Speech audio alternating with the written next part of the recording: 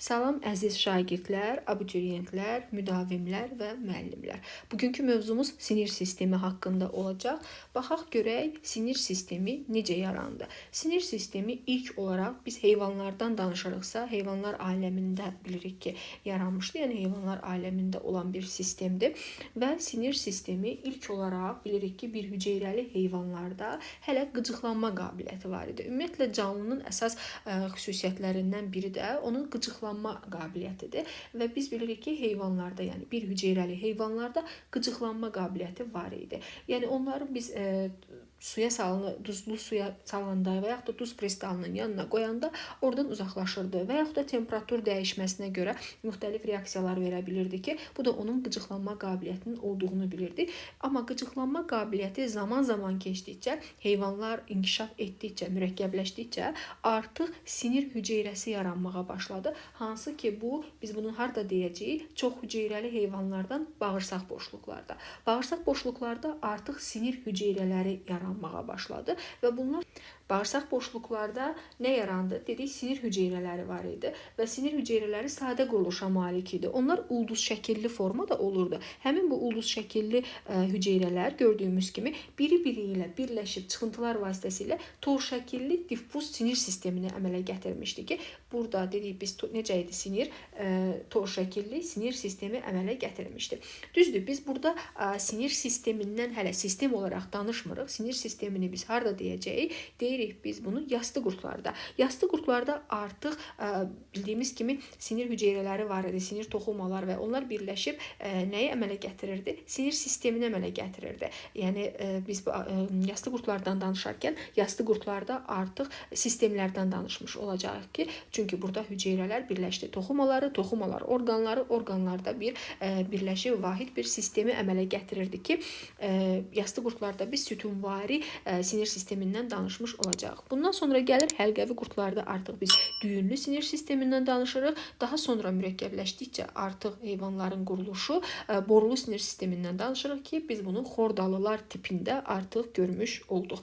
Bu da oldu bizim sinir sistemimizin mürəkkəbləşmə ardıcıllığı. Deməli, dedik ki, bütün canlılar ətrafdakı qıcıqlara qarşı aktiv və ya pasiv reaksiya verə bilir. Bu xüsusiyyət hüceyrələr, toxumalar və ya orqanlar vasitəsilə baş verir. Yəni heyvanların inkişafı artdıqca, yəni inkişaf etdikcə hüceyrədən toxumaya, toxumadan orqanlara ya bu formada mürəkkəbləşə gedir və bir sistemi əmələ gətirmiş olur.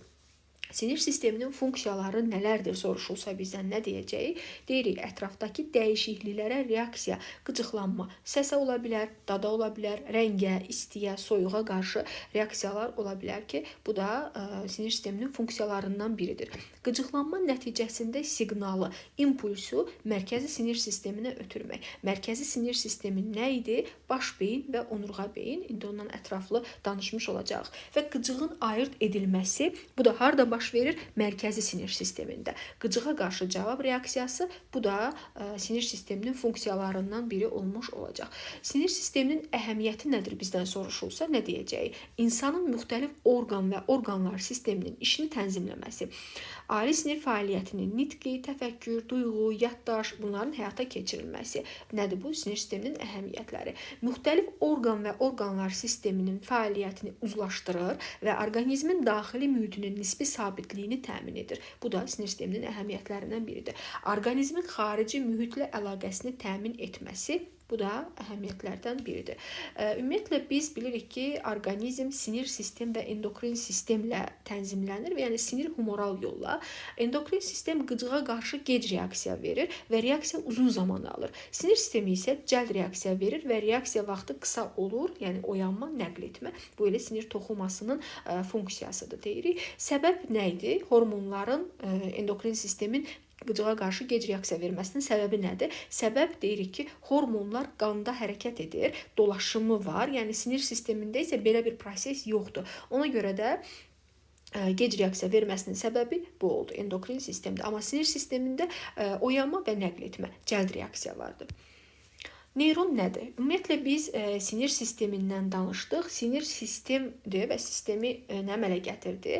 Orqanlar əmələ gətirdi. Orqanları nə əmələ gətirəcəkdir? Toxumalar. Toxumaları nə əmələ gətirir? Hüceyrələr. Hüceyrə və hüceyrə arası maddə deyirik. Toxumanı əmələ gətirir və burada sinir toxumasında hüceyrə arası maddə çox azdır və hüceyrələrdən danışarkən biz burada bir neyrondan danışırıq və bir də peyk hüceyrələrindən danışırıq. Sinir hüceyrəsi deyəndə neyron nəzərdə tutulur və peyk hüceyrələri nədir bəs? Peyk hüceyrələri neyronların ətrafında olan hüceyrələrdir. Hansı ki, bunların da funksiyaları var. İndi onlardan da danışacağıq. İlk olaraq biz baxaq neyronun quruluşuna. Bizim gördüyümüz, yəni əsas olaraq bu quruluşdur ki, belə deyək də, neyron deyiləndə ilk ağlımıza gələn quruluş bu quruluşdur. Amma biz indi dərsin içərisində müxtəlif formalarda neyronların quruluşunu görmüş olacağıq. Biz burada nəyi görürük? Dendriti görürük, cismi görürük, aksonu görürük və akson ucluqlarını görmüş oluruq ki, baxaq görək bu cisimdə nələr yerləşir. Dendritlər bilirik ki, qısa çıxıntılardır. Hansı ki, dendron ağac sözündən götürülmüşdür. Qısa çıxıntılar yadımızda saxlamalı. Bizim bu gördüyümüz bu neyron hərəki neyrondur əslində. Yəni hərəki neyron daha çox ara neyron bu quruluşda, bu formada olur. Hissi neyronu mən sizə göstərəcəm. Afferent neyron da deyilir buna. Afferent neyron hissi neyron adlanır. Yəni hissi neyron, afferent neyron eyni şeydir. Və yaxud da burada efferent neyronu görürük. Baxın, bu efferent neyron hərəki neyron, motor neyron da deyəcəyik buna. Yəni xarici dildə, türklərdə, ingilis dilində motor sözü ilə tərcümə olunur. Yəni afferent neyron, sensor neyron da buna deyə bilərik. Hissi neyrondur. Hissi neyronun quruluşu adətən bax bu formada olur. Bunların deyirik ki, çıxıntıları, yəni bir çıxıntıdır, cisimdir. Bu cisimdən bir çıxıntı çıxır. İndi o barədə digər şəkillərdə mən sizə onu göstərəcəm. Neyronun cismində nələr yerləşir? Baxaq, bu neyronun cismidir. Neyronun cismində nələr var? Nüvə var, sitoplazma var, ribosom var, endoplazmatik şəbəkə var, mitoxondri var. Bunlar nə adlandı? Neyronun cismində yerləşən orqanoidlərdir. Dedik ki, hüceyrə arası maddə burada çox azdır. Neyronlar və peyk hüceyrələrindən ibarətdir. İndi biz danışırıq. Neyronun ətrafında dedik ki, peyk hüceyrələri yerləşir. Peyk hüceyrələrinin funksiyası nədir? Qidalanma, dayaq, müdafiədir. Baxaq görək hansılardır? Biz bunları qlia hüceyrələri də deyə bilərik. Baxın, bu hüceyrələrə biz qlia hüceyrələri və yaxud da peyk hüceyrələri deyə bilərik. Hansı ki, neyronların ətrafında olur. Onlar üçün qidalanma, dayaq, müdafiə funksiyasını yerinə yetirmiş olur. Neyronların müxtəlif növləri var dedim bayaq slaydda. Neyronların növlərinə baxaq, hansı neyronlar var? Biz unipolyar neyron, bipolyar neyron, multipolyar neyron görə bilərik. Deməli, unipolyar neyron əsasən hissi neyron deyirik buna. Bunun bir çıxıntısı var. Baxın, burada bunun cismidir, bu bunun çıxıntısıdır. Biz buna unipolyar neyron deyəcəyik. Bipolyar neyron isə iki çıxıntılı neyrondur. Baxın, cismi var burada və kənarlarında çıxıntılarını görürük. Və bizim yəni əsas öyrənəcəyimiz, yəni əsas gördüyümüz dərsliyimizdə, müxtəlif mənbələrdə ən çox bu neyronun şəklini görürük ki, bu da multipolyar neyron adlanır. Hansı ki, ara, hərəki neyronlar əsasən bu formada olur və bunların bir neçə çıxıntısı olur. Baxın, burada dendritləri görürük biz və dendrit, cisim, akson və bu da akson ucluqları. Burada da bax, dendrit, aksonu görürük bu hissəsində, amma cisimdə ortada yerləşmiş olur. Bu formada neyronları görürük. Bu şəkildə də sizə göstərim. Burada da neyronların müxtəlif tipləri var. Baxaq. Bax, motor neyron, bayaq dediyim o hərəki neyronun forması. Görürsünüz, dendrit, cisim, akson. Baxın, burada görürsünüz, dendritlərin qısa çıxıntıları da var. Biraz da uzanmış formada çıxıntıları görmüş oluruq ki, deyə bilmərik ki, hamısı dendritlərin qısa çıxıntılarıdır. Yəni, burada biz uzun çıxıntını da görmüş oluruq. Sonra gəlir burada cismi var, aksonu görürük və akson ucluqlarını görürük. Multipolyar neyron, baxın, bu formada da neyronları görə bilərik biz. Sonra bu formada da var. Bipolyar neyronun da yenə dediyim kimi dendritləri, biraz uzun çıxıntısı, cismi, aksonunu görmüş oluruq. Burada da bu formada görə bilərik. Unipolyar neyronların, baxın, çox maraqlıdır. Cisimdir, bunların da dendritləridir. Aksonu göstərir bu formada. Dediyim kimi, bu hissi neyronda daha çox olur bu formada neyron və dendritlər görürsünüz. Bax, burada uzun göstərilib şəkildə, yəni tam da qısa deyil, yəni dendritləri biraz uzun formada göstərirlər. Yəni mən bu şəkilləri sizə göstərməkdə məqsədim odur ki, dərsin içərisində biz uzun çıxıntı, yəni dendritin adını çəkilməsə də hissi neyrondan indi danışanda orada uzun çıxıntı adını eşidirik. Ona görə şəkillərdə göstərirəm ki, sizə aydın olmuş olsun. Neyronlar dedik ki 3 cür oldu. Hissi neyronlar, ara neyronlar və hərəki neyronlar. Hissi neyronlar cismi mərkəzi sinir sistemindən kənarda yerləşir. Mərkəzi sinir sistemi nə idi? Baş beyin və onurğa beyin. Duyğu orqanlarından gələn, yəni hiss orqanlarından gələn impulsları mərkəzi sinir sisteminə gətirir. Bunlar unipolyar neyronlardır. Hansı neyronlar oldu? Hissi neyronlar. Biz buna başqa cürdə necə neyronlar dedik? Afferent neyronlar və buna biz unipolyar neyronları demiş olduq. Ara neyronlar hansı neyronlardır? Hissi və hərəki neyronlar arasında əlaqə yaradır. Baxın, burada mən hissi neyronu göstərmədim, sensor neyron. Bax, bu formada olmuş oldu. Hissi və daha doğrusu hissi və hərəki neyron arasında əlaqə yaradan neyron hansı oldu? Ara neyron oldu. Baxın, interneyron da deyirik buna.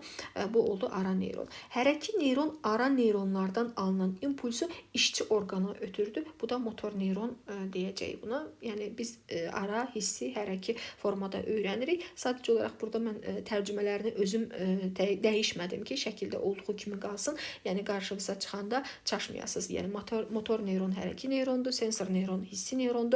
İnterneyron da ara neyron olmuş oldu. Neyronda impulsun ötürülmə ardıcıllığı var. Necədir bu? Deməli dedik, dendrit, cisim, akson. Necə oldu? Dendrit, cisim, akson. Yaxşı, bəs bir neyrondan digər neyrona impulsun ötürülmə ardıcıllığı necədir? Soruşulsa bizdən nə deyəcək? Hissi, ara, hərəki. Yaxşı, hissinin dendriti cismi aksonu, yenə aranın dendriti cismi aksonu, hərəkinin dendriti cismi aksonu. Yəni baxın, əlimizə bir iynə batır və bu iynə batdıqdan sonra impulsu alan, yəni reseptordan qəbul edən nə olacaq?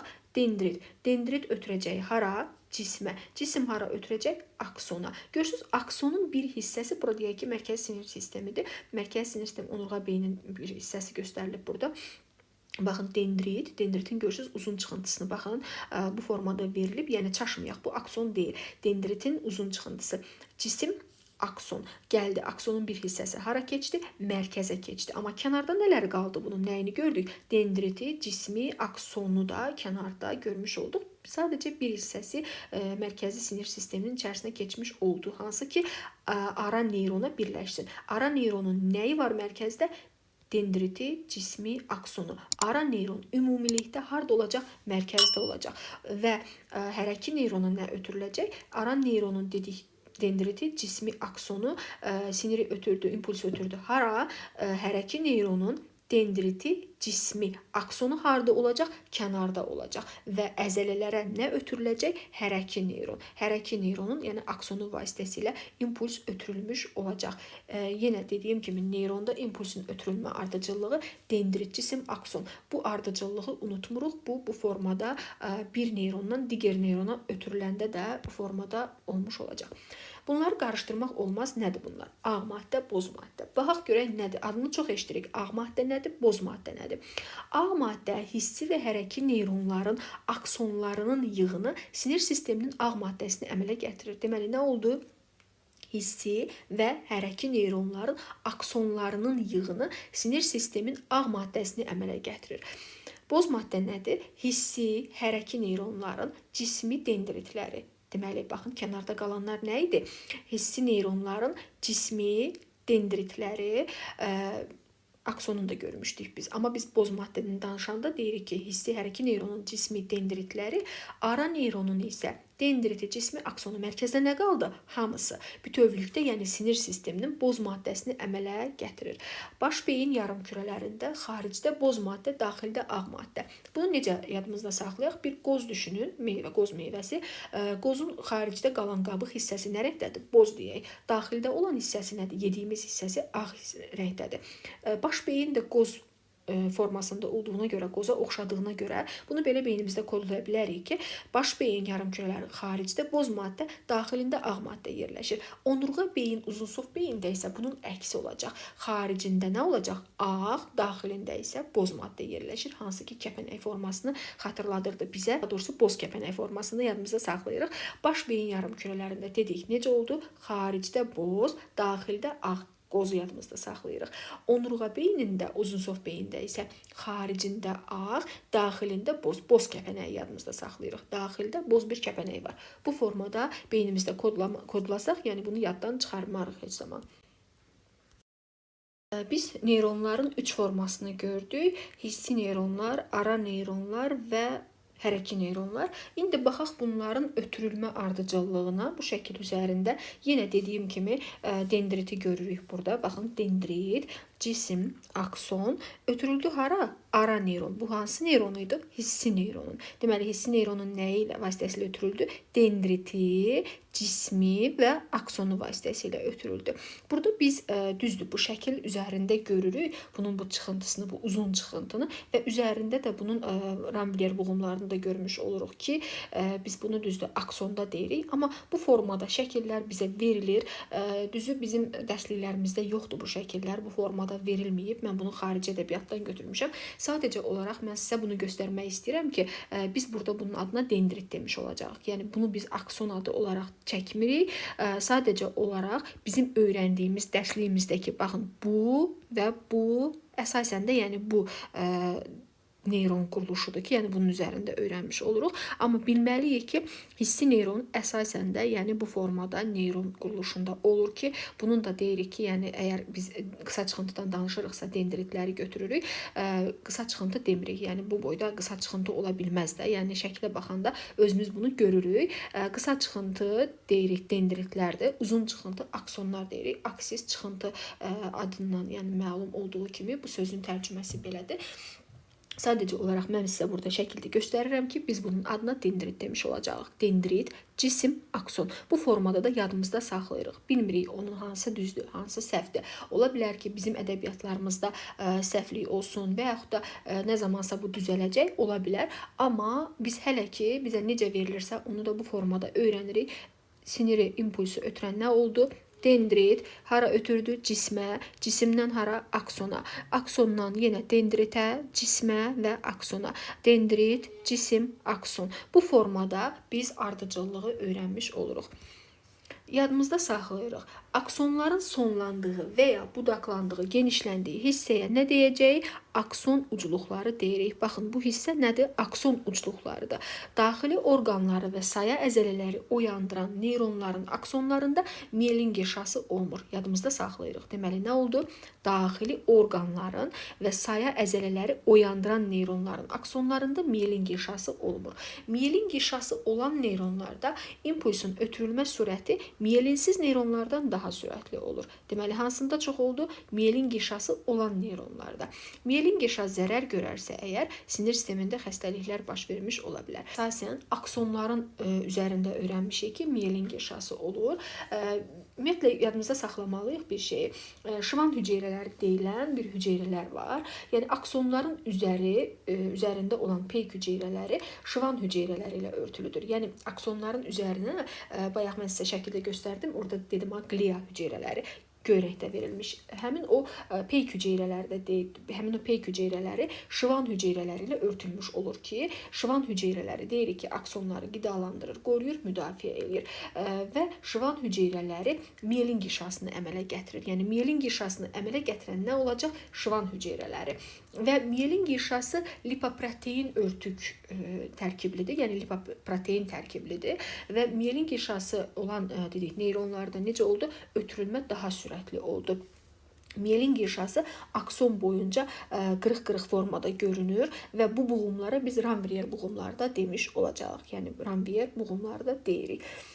Dedik ki, daxili orqanları və saya əzələləri oyandıran neyronlarda miyelin qişası olmur və neyronlarda bir də hüceyrə mərkəzi yoxdur, bir hissəsi olmur. Yəni bunu da yadımızda saxlayırıq. Ona görə deyirik ki, bunlar bölünməyən hüceyrələrdir. Sinaps nədir? Bir aksonun ucunun başqa bir neyronun cismi hər hansı vəzi və ya əzələ hüceyrəsi ilə əmələ gətirdiyi bağa, yəni bağlantıya sinaps deyilir.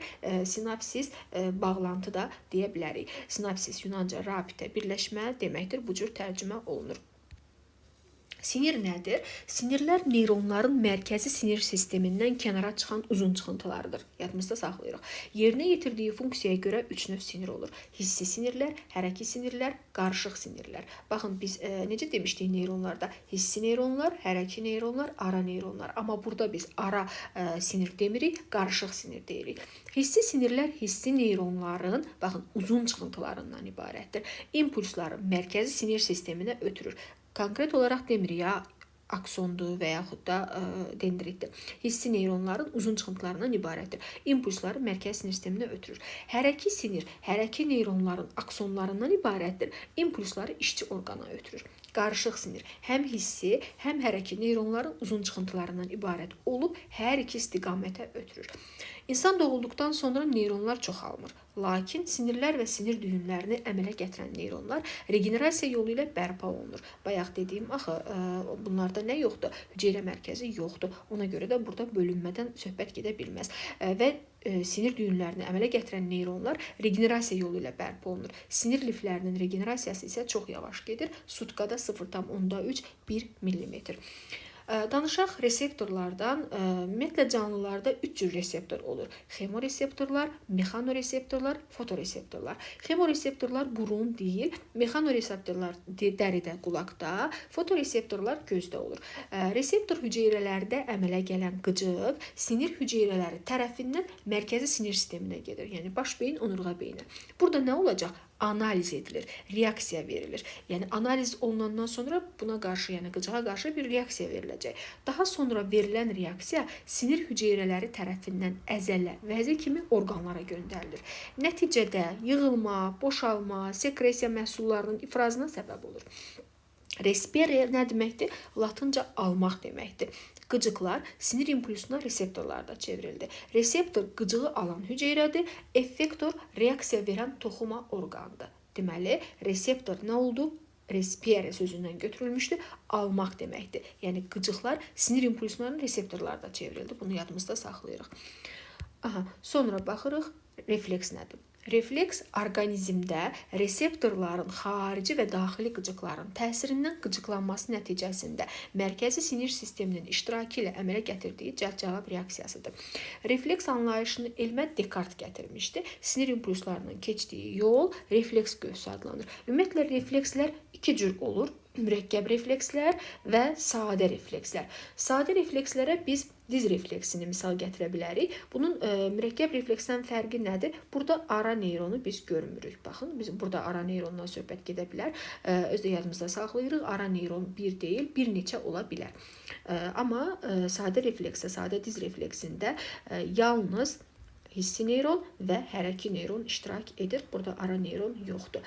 Və onurğa beynin iştirakı ilə baş verən bir refleksdir. Amma burada biz mürəkkəb refleksi görürük. Dediyi refleks qövsü hansı yoldan ibarətdir? Reseptor, hissi yol, mərkəz, hərəki yol, işçi orqan. Baxırıq, reseptor sahə, barmağımızın ucu. Toxundurduq isti bir əşyaya. Ondan sonra hissi sinir hara gedəcək? Hissi sinir gəlir mərkəzə. Mərkəzdə, yəni burada ara neyron var. Ara neyron ötürür hara? Hərəki neyrona. Hərəki neyron hara gələcək? İşçi orqan. Nədir işçi orqan? Əzələmiz, qolumuz. Qolumuzu çəkirik isti əşyadan. Bu oldu bir refleks qövsü və buna deyirik biz mürəkkəb refleks. Amma bu sadə refleksdə necədir? Sadə refleksdə görürsünüz, dizimizə hər hansı bir əşya ilə və yaxud da çəkiclə vurduğumuz zaman, yəni hissi sinir ötürülür hara? Mərkəzə. Mərkəzdən birbaşa hərəki neyrona verilir və bu zaman ayağımızı biz çəkmiş oluruq ki, burada da yəni baş beynin iştirakı ilə getmir, ancaq onurğa beyin buna nəzarət edir. Buna sadə refleks deyirik. Amma burada biz baş beynin də iştirakını görmüş oluruq ki, təkcə onurğa beyin yox, baş beyin də iştirak etmiş olur mürəkkəb refleksdə. Bu şəkildə mən göstərmək istəyirəm sizə. Bu şəkildə də görürsüz, sağ əli ilə yazı yazan bir insan təsvir olunub, hansı ki burada baş beyin və onurğa beyin nəzarəti altında baş verir. Görürsüz, hissi neyron vasitəsilə ötürülür. Bax, bu bənövşəyə göstərilən ara neyrondur. Bu qırmızı isə nə olacaq? Hərəki neyron olacaq və onurğa beynin nəzarəti altında yazı yazmış olur ki, hansı ki əzələlərə ötürülür hərəki neyron. Biz danışaq indi sinir sistemi ümumilikdə. Sinir sistemini yəni bölürük iki yerə. Mərkəzi sinir sistemi, periferik sinir sistemi. Mərkəzi sinir sistemi baş beyin və onurğa beyindən ibarətdir. Periferik sinir sistemi isə sinirlər və sinir düyünlərindən təşkil olunmuşdur. Periferik sinir sistemi funksiyasına görə isə biz ayırırıq somatik sinir sistemi və vegetativ sinir sistemi. Vegetativə biz avtonom sinir sistemi də deyə bilərik. Mərkəzi sinir sistemi dedik, baş beyin, onurğa beyinə ayrıldı. Baş beyin özü bölünür üç yerə. Ön beyin, orta beyin, arxa beyin. Ön beyinə böyük beyin yarımkürələr, ara beyin, orta beyin ilə orta beyin, arxa beyin isə uzunsov beyin, varol körpüsü, beyincik. Yaxşı, bəs bu beyin kötüyü nədir? Orta beyin, varol körpüsü, uzunsov beyin birləşərək beyin kötüyünü əmələ gətirmiş olur. Periferik sinir sistemində isə dedik, somatik sinir sistemi, vegetativ sinir sistemi var. Vegetativ sinir sistemi özü də simpatik, parasimpatik şöbələrə ayrılır ki, ətraflı indi ondan danışacaq. Baş beyin kəllə boşluğunda dedik yerləşir. Çəkisi 1300-1400 qramdır. Xaricdən boz maddədən, daxilində isə ağ maddədən ibarətdir. Xaricdən boz, daxildən ağ maddədən ibarətdir. Ağ maddə aparıcı yolları əmələ gətirir. O baş beyni onurğa beyinlə, həmçinin baş beynin hissələrini öz aralarında əlaqələndirir. Baş beyindən 12 cüt kəllə beyin siniri çıxır ki, bunların da 5 cütü hərəki, 4 cütü qarışıq, 3 cütü hissi sinirlərdir. 10-cu cüt siniri isə azan siniri adlanır. Yəni bu cütlərin, yəni bu adlarını çəkdiyim bu 12 cüt kəllə beyin sinirinin hərəsinin öz adları var. Düzdür, o dəqiqliyinə qədər, yəni heç yerdə bizdən soruşulmaz. Sadəcə olaraq 10-cu cütü bilməliyik ki, azan sinirdir ki, daxili orqanların işini tənzimləyir, qarışıq sinirdir. Funksiya etibarilə parasimpatik sinirə daha çox oxşuyur. Bu şəkildə qoymuşam bura, çünki məktəb dərsliyimizdə olan sırf şəkildir ki, beynin hissələrini bu cür öyrənməyimiz yadımızda qalmağını, yəni şəkil vasitəsilə daha yaxşı olar. Bu hissə dedik, nədir? Ara beyindir, orta beyin, beyincik, sonra uzunsov beyin və beyin körpüsü dedik bu hissəyə. İndi onların funksiyalarını cədvəldə yerləşdirmişəm, ona baxaq. Ön beyin, böyük beyin yarımkürələri sağ və sol hissədən ibarətdir. Ara və orta beynin üzərini örtür. Üzəri boz maddədən əmələ gəlmiş qırışlı qabıqla örtülmüşdür.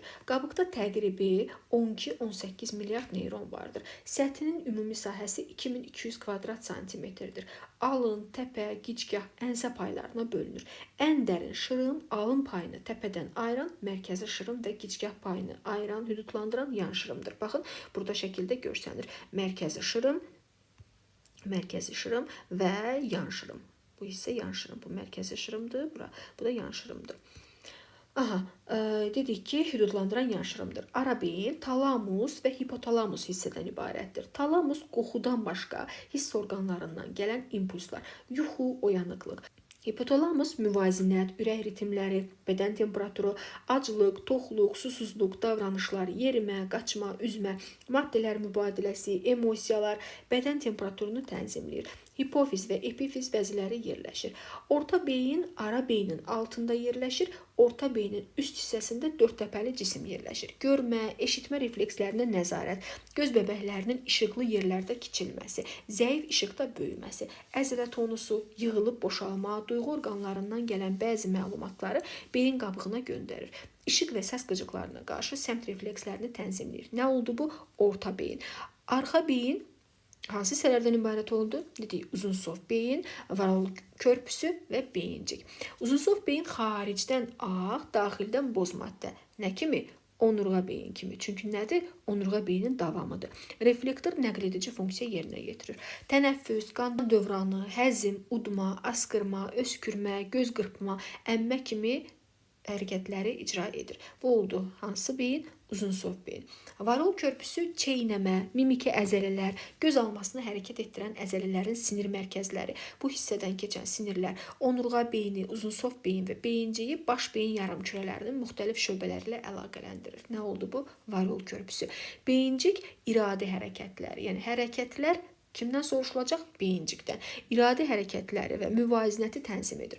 Onurğa beyindən və uzunsov beyindən informasiyaları qəbul edir. Beyinciyin funksiyası pozulmuş insanlar dəqiq hərəkətlər edə bilmirlər. Onurğa beyindən danışaq. Onurğa beyin uzunsov beynin aşağı hissəsindən başlayaraq onurğa sümükləri içərisində qorunaraq uzanır. Təxminən 45-50 sm uzunluğunda ağ rəngli qaytana oxşuyur və diametri 1 sm-ə çatır. Onurğanın bel şöbəsində bitir, amma sinirləri büzdümə qədər davam edir.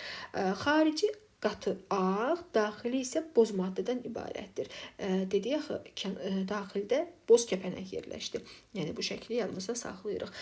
Və boz maddənin içərisində onurğa beyin kanalı yerləşir ki, bu da 31 segmentdən ibarətdir. Yəni bu belə segmentləri bu formada görə bilərik. 31 segmentdən ibarətdir ki, hər bir segmentdən bir cüt onurğa beyin sinirləri çıxır ki, onların da 2 kökü var. Ön kök, arxa kök. 31 segment 31 cüt sinir deməkdir. Yəni 62 ədəd sinir və onların da hər birinin 2 kökü olduğuna görə, yəni 62-ni 2-yə vuranda 124 kök etmiş olacaq ki, ön köklər hərəki, ön köklər baxın, ön buynuz hərəki, arxalar isə, yəni dal buynuz qeyd olunub burada, arxa isə hissi, duyğu da deyə bilərik buna. Arxa köklərin bir qədər qalınlaşmış hissələri olur ki, bu da sinir düyünləri adlanır. Baxın, burada bu hissədə göstərilənlər nədir? Sinir düyünləridir. Onlar hissi neyronların cisimlərinin yığınlarıdır. Nə oldu? Hissi neyronların cisimlərinin yığınları. Biz demişdik axı, hissi neyronların cisimləri mərkəzi sinir sistemindən kənarda yerləşir. Ona görə də onlar düyün formasında olmuş olacaq. Yəni biz buna sinir düyünləri deyəcəyik. Onurğa beynin funksiyaları nədir? Dedik, reflektor, nəql edici. Reflektor sadə və mürəkkəb reflekslərin yerinə yetirilməsi, nəql edici sinir impulsları, dəri, əzələ, daxili orqanların reseptorlarına onurğa beynin ağ maddəsi ilə baş beyinə ötürülür. Baş beyindən gələn impulslar isə onurğa beynin işçi neyronlarına ötürülür. Deməli, nəql edici nə oldu? Sinir impulsları nə hara gəldi? Dəriyə, əzələlərə, daxili orqanların reseptorlarına, onurğa beynin ağ maddəsi ilə ötürüldü. Yəni baş beyinə. Baş beyindən gələn impulslar isə onurğa beynin, yəni işçi neyronlarına ötürür. Nəyi? Yəni baş beyindən gələn impulsları. Reseptorlardan onurğa beyinə gedən impulslar qalxan yollar, baxın şəkildə. Qalxan yollar, deməli baş beyindən isə enən aparıcı yollarla onurğa beynin aşağı şöbələrinə, oradan isə orqanlara ötürülür. Şəkildə görsənir. Baxın, bu arxa tərəfidir. Bura isə ön hissəsidir. Baxın, ön köklər, sinir əzəliyə gəldi. Buradan da arxa. Nə dedik? Arxada nə idi? Hissi. Arxa kök qanglionu göstərilir. Siqnalın istiqaməti əl reseptorları qəbul etdi. Deyək ki, barmağın ucu hər hansısa bir isti bir əşyaya toxunur və yaxud da nəyəsə batır, iti bir uculuqlu bir şey batır və bu zaman nə oldu? Hissi sinir arxa tərəfdən gəlir. Görürsünüz? Hissi sinir gəldi. Arxa köklər vasitəsilə ötürüldü. Hara? Keçdi ön hissəyə. Yəni burada ara neyron və burada da baxın, əzəliyə gəlib ötürülən nə olacaq? Hərəki neyronlar vasitəsilə gəlir, ötürülür. Yəni hərəki sinirlər vasitəsilə. Və biz burada qalxan yolları və enən yolları gördük. Beyindən gələn və beyinə doğru gedən yolları. Onurğa beynin şöbələrinə baxırıq. Boyun, döş, bel, oma şöbələrindən ibarətdir. Dedik ki, büzdüm şöbəsinə qədər sinirlər uzanmış olur. Və burada biz kəpənəyin böyüməsini belə deyək də, yəni həmin o boz maddənin necə dəyişdiyini şəkillərdə müşahidə etmiş olarıq. Biz dedik ki, sinir sistemi, mərkəzi sinir sistemi, periferik sinir sisteminə ayrıldı. Mərkəzi sinir sistemindən danışdıq. İndi danışırıq periferik sinir sistemindən. Periferik sinir sistemin funksiyasına görə biz somatik, vegetativ şöbələrə ayırdıq. Vegetativ şöbə haqqında indi danışacaq, simpatik, parasimpatik şöbələrdən. Baxaq görək, bu somatik sinir sistemi nədir? Somatik sinir sistemi skelet əzələlərinin, dərinin sinirlənməsində iştirak edir və işi necədir? İradidir. idi. Bu oldu somatik sinir sistemi.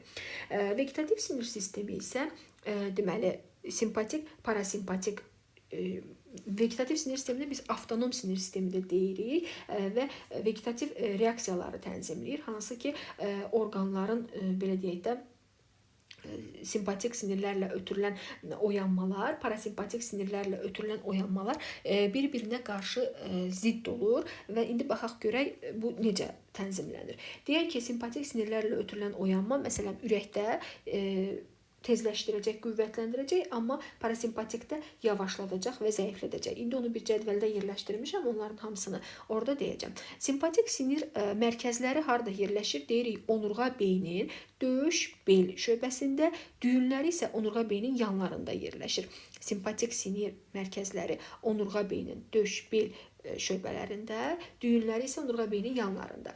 Parasimpatik sinirlər mərkəzləri baş beyin kötüyündə, onurğa beynin oma şöbəsində, düyünləri isə daxili orqanların yaxınlığında və ya üzərində yerləşir. Bunları yadda saxlamaq mütləqdir.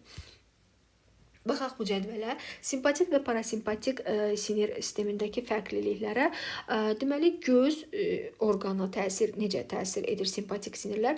Bəbəyi genişləndirir. Parasimpatik isə bəbəyi daraldır.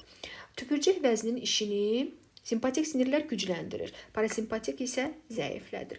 Dərini simpatik nəmləndirəcək, parasimpatik isə qurudacaq. Tənəffüs orqanlarının işini simpatik gücləndirir, parasimpatik zəiflədir. Ürəyin işini, yığılmalarını gücləndirir, tezləşdirir, qüvvətləndirir. Nə? Simpatik sinirlər. Parasimpatik sinirlər zəiflədir, ləngidir, yavaşıdır. Qan damarlarını simpatik sinirlər daraldır, parasimpatik sinirlər genişləndirir. Ürək və skelet əzələlərinə gedən qanın həcmini simpatik sinirlər artırır, parasimpatik sinirlər azaldır. Bronxları simpatik sinirlər genişləndirir, parasimpatiklər isə daraldır. Həzm mədənin funksiyasını isə əksinə olaraq bunu yadımızda saxlayırıq. Simpatik sinirlər zəiflədir, parasimpatik gücləndirir. Bayaqdan gördüklərimizin, yəni zəiflədir, azaldır, daraldır, yəni bütün bunlar haradaydı? Parasimpatikdə idi. Amma həzmdə və bağırsaqların işində zəiflədən nə olacaq? Simpatik sinirlər olmuş olacaq. Neyronların və sinir sisteminin zərər görməsi zamanı nələr baş verir orqanizmdə? Ona baxaq. Hissi neyron yerli keyitmə zamanı, məsələn, dişin müalicəsi zamanı həkim bizim dişimizə iynə vurur və bu zaman nə olur? Keyimə baş verir. Deməli, nə keyitdir, nə keyiyəcək burada? Hissi neyron zədələnmiş olacaq. Çünki hissi neyron, belə deyək də, o həmin o ağrını, həmin o hissi hara aparmayacaq, mərkəzə apara bilməyəcək. Ona görə də hissi neyron burada zədələnmiş olacaq. Ara neyron nə zaman zərər görər? İflic zamanı. Yəni artıq biz mərkəzdən danışırıqsa, baş beyin, onurğa beyindən danışırıqsa, iflic zamanı ara neyronlar zədə görmüş olacaq. Hərəki neyronlar isə, məsələn, botoks zamanı hərəki neyronlar zədələnmiş olur ki, görürsüz üzdə, yəni hər hansısa bir nahiyəyə botoks vurulan zaman həmin hissənin hərəkət etmədiyini görə bilirik. Çünki ora hərəki neyronlar gələ bilmir. Sinir sisteminin xəstəlikləri iki yerə bölünür. İrsi xəstəliklər və sonradan qazanılanlar. İrsi xəstəliklər bəzi vitaminlərin, yəni yaxşı mənimsənilməməsi, məsələn, homosisturiya, bəzi fermentlərin, yəni sintez olunmaması, bunlar irsi xəstəliklərə yol aça bilir. Bu da olur sinir sisteminin xəstəlikləri, yəni irsi xəstəlikləri, hansı ki, nəsildən nəsilə ötürülə bilir. Sonradan qazanılan xəstəliklərə, məsələn, müxtəlif zəhərlər nələr vasitəsilə ola bilər? Alkoqol, nikotin, narkotik maddələr, bunların təsirindən ola bilər, hansı ki, sonradan xəstəlik yaratmış olur. Və müxtəlif xəstəliklər, qripdir, poliomielitdir, meningitdir və bunların ağırlaşması səbəbindən sinir sistemində sonradan xəstəliklər yaranmış olur ki, biz bilirdik ki, meningiti nə törədirdi? Həm bakteriyalar, həm viruslar beyin qişalarının iltihabını törətmiş olurdu. Poliomiyelit uşaq iflicdə deyirdik, əsasən yəni uşaqlarda görülürdü bu. Viruslar tərəfindən törənirdi. Onurğa beynin hərəkət yollarını zədələyirdi. Qrip isə viruslar tərəfindən sinir sistemində nəql edici yolları zədələmiş olurdu. Bu da oldu sinir sisteminin sonradan qazanılan xəstəlikləri, irsi xəstəliklər dedik. Hansılar oldu? Vitaminlərin yaxşı mənimsənilməməsi nəticəsində və bəzi fermentlərin sintez olunmaması nəticəsində irsi xəstəliklər yaranırdı. Belə bizim bugünkü dərsimiz bu qədər. Ümid edirəm ki, sizlərə qaranlıq qalan məqamlar bu dərsdən sonra aydınlandı. Kanala abunə olmağı unutmuruq. Qeyd olunan Telegram, Instagram, YouTube, Facebook səhifələrinin hamısına abunə olmağı sizdən xahiş edirəm.